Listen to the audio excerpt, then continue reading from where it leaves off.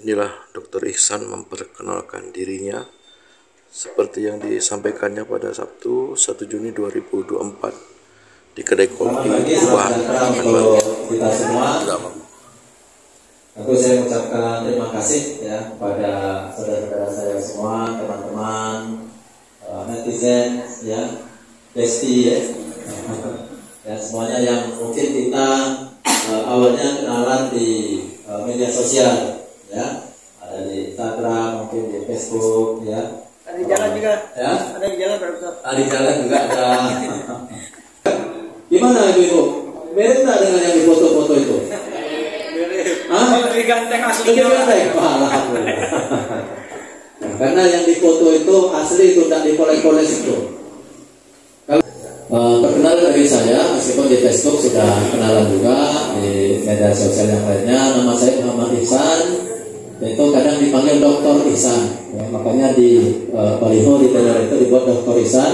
Itu dokternya itu bukan dokter medis yang suntik itu, bukan, ya. Jadi saya nggak bisa ngasih resep, karena biasanya habis kayak gini, perkenalan kayak gini, ada yang mau ya saya, Pak, anak kami sakit ini, katanya kan, kepalanya bengkak, resepnya apa dong, katanya kan. Saya bukan dokter, saya bilang, saya dokter S3 di bidang teknik sipil. Tadi bidang saya Bapak Ibu itu teknik sipil. Teknik sipil itu kerjaannya buat jembatan, bangunan, parit, gitu ya. Nah, saya kuliahnya S3, ya, S1 di ITB Bandung, ya, tahun 89 saya angkatan 89. 4 tahun saya di ITB, setelah 3 selesai, kerja 2 tahun konsultan di Bandung. Kami mengerjakan jembatan Barelang waktu itu. Ya, saya baru lulus S1, mengerjakan jembatan Barelang. Saya sering bolak-balik ke Batam dulu, ya, belum ada jembatannya.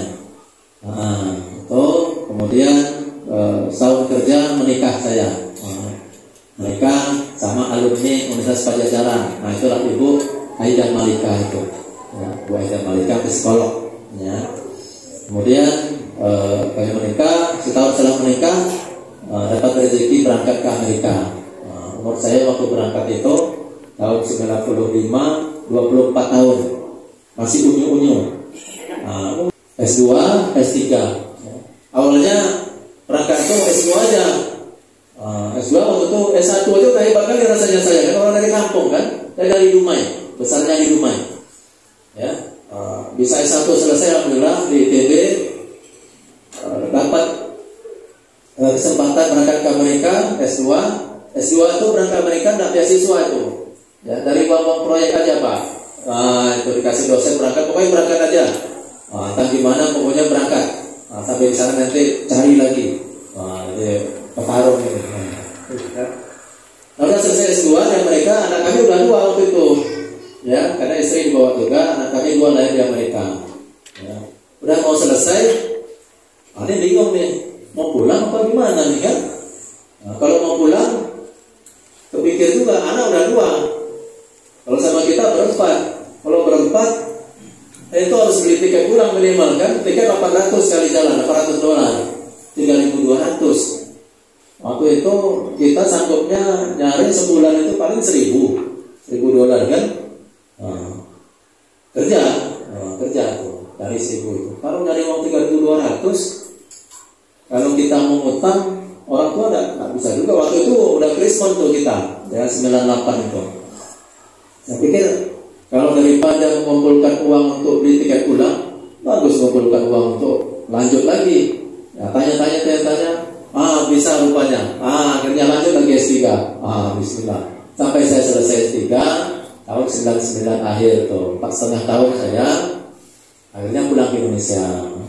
Pulang ke Indonesia masih belum tahu, ya, mau kerja di mana karena tidak ada ikatan dinas. Ya, kalau ada beasiswa kan ada ikatan dinas. Ini pulang ke Indonesia, udah dokter S3, cari kerja kita. Nah, di mana gitu kan kerja kan? Nah, waktu itu sempat lebih kurang 6 bulan di Semarang, ya. Saya ngajar di Semarang juga dulu pertama, ya, karena istri dari Semarang. Kemudian ITB waktu itu sudah zero growth, ya. Tidak nerima lagi dosen yang baru, dosen yang lama selesaikan. Ya, sehingga tidak bisa jadi dosen di ITB, meskipun dosen-dosennya kenal semua karena saya kerja di ITB dulu itu. Ini orang tua kuat juga ngajak ke Riau.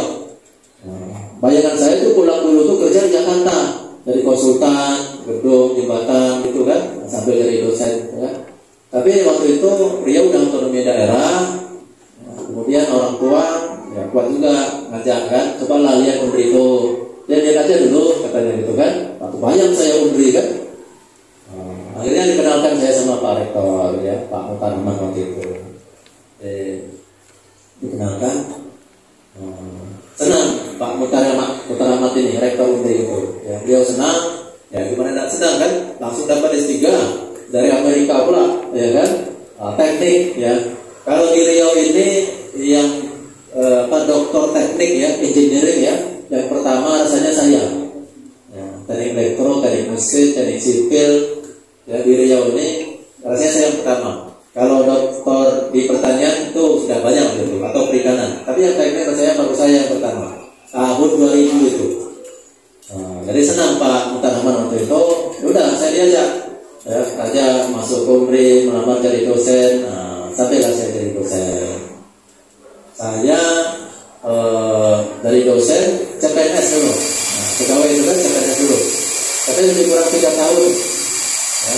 Tapi saya sudah banyak terlibat di kegiatan di Pemda waktu itu. Saya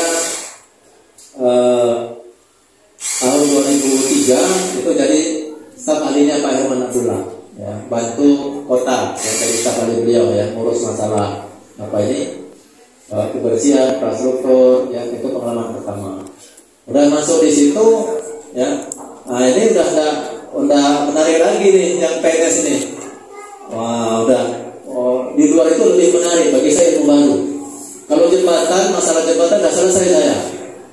Tapi yang di pemerintahan ini melihat itu seolah hampir tidak ada gunanya kita belajar apa namanya detail-detail kayak gitu ya. Kalau sipil itu kan belajarnya S3-nya itu kan ya retak yang kecil-kecil gitu kan. Retak ini teropong, analisis, tulis gitu kan. Padahal kenyataannya di kita ini tidak retak-retak kecil itu yang masalahnya. Masalah retak besar, ya salah penempatan jembatan, ya salah buat drainase seharusnya di bawah, ini drainasenya di atas, ngapung drainasenya, ya lebih tinggi drainase daripada jalan. Masalahnya kita itu, jadi saya tak puas saya. Ini banyak sebetulnya di luar itu yang seharusnya kita bisa bekerja lebih bermanfaat daripada ngecek ya. Retak kecil-kecil itu di teropong.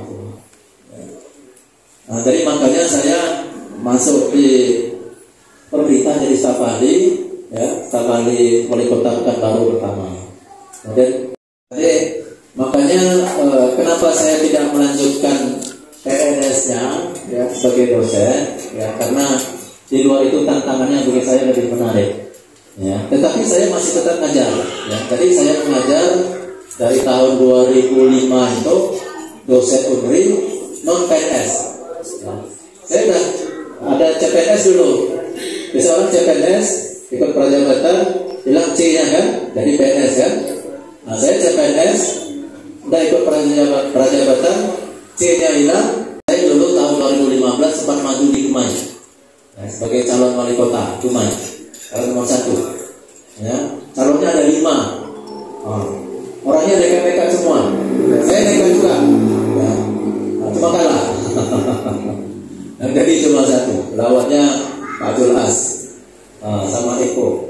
Ya, Eko anggota DPD provinsi waktu itu mundur dia untuk jadi wakil wali kota Dumai. Nah, bayangkan orang mau mundur jadi dari anggota dewan untuk jadi wakil wali kota. Itu yang kita lawan. Ya. Orang main siram-siram, kita siram juga, tapi kita siram bunga. Tidak ada siram-siram kita, saya hajar aja. Di rumah itu, Bapak Ibu, ya kawan-kawan, saya kampanye karena kaki saya. Saya datang rumah untuk satu-satu kayak gini kan, datang saya sebelah, tim saya nama dari belakang tuh. Kalau dihitung tuh 400 kilo jalannya, udah sampai ke Padang kita. Ya jalan kaki, 3 bulan itu. Nggak peduli saya. Ya. Pokoknya kita punya tekad, kita punya niat, kita maju, kita ubah. Dulu di rumah gitu, ya model seadanya lah. Ya kawan kawan ada bantu juga, tapi tabungan saya habis. Ya, saya infakkan sini akan pokoknya nol semua, utang tidak ada. Yang penting utang tidak ada. Pekanbaru gini juga.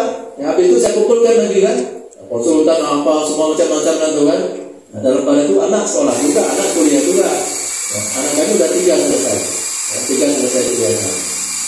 Nah, nomor 4 masih kuliah, nomor 5 baru masuk SMA. Itu juga Pak. Ya, kumpulkan lagi, kita belanjakan lagi. Meskipun tidak sebanyak orang, ya, tapi karena niat kita apa? Harus ada yang punya tekad merubahnya. Ya. Harus ada yang tekad merubah, bukan baru ini. Orang kan takut dia untuk maju.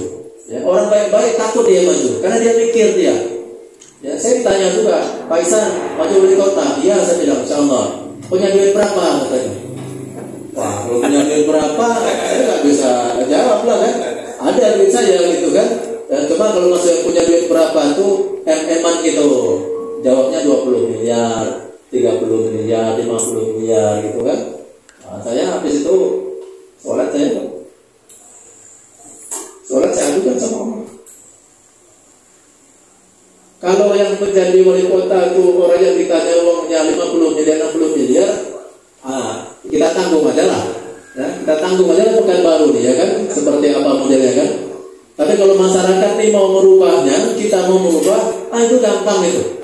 Ya gampang. Ya, masyarakat ini tanggung jawab jadi wali kota Pekanbaru ini, itu bukan tanggung jawab Dr. Ihsan karena dia mau jadi wali kota, tetapi karena kita punya kesadaran yang bersama. Ini ada yang dibayar nih datang sini. Tidak ada yang dibayar nih kan? Pakai transport sendiri, pakai apa sendiri, ya paling ngopi-ngopi lah kita sediakan ini kan? Ya. Nah, kita punya tujuan yang sama nih di sini. Ya, kita punya tekad yang sama. Ya, kalau saya mau bayar nih ongkosi satu orang masing-masing minimal 50.000, udah berapa pula nih kalau mau dikali. Ya, tapi karena kita punya tekad yang sama, punya niat yang sama, ya kita maju. Ya, kita ajak nih masyarakat Pekanbaru ini untuk menyampaikan tentang Dr. Ihsan, ya, promosikan. Ya, yang seperti itu kira-kira. Ya, tadi Bapak Ibu sekalian. Itu barangkali dari perkenalan dari saya, ya mudah-mudahan kita ya bisa maju terus bersama